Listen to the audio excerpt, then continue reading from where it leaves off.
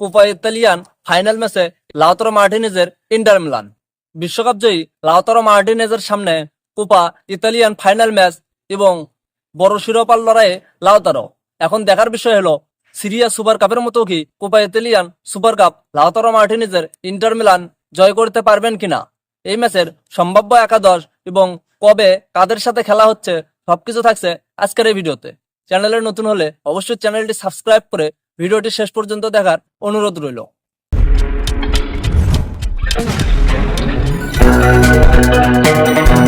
কিছুদিন আগে Inter Milan Serie A super cup অর্জন করেছেন।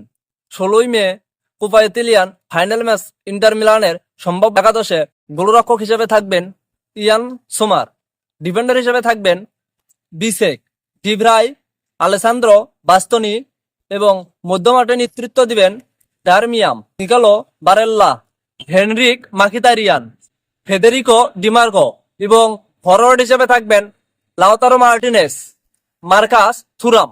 ইন্টার মিলানের 16ই মে কোপা ইতালিয়া ফাইনাল ম্যাচে দেখার বিষয় এখন এই বড় শিরোপাটি কি লাউতারো মার্টিনেজের ইন্টার মিলান জয় করতে পারেন কিনা।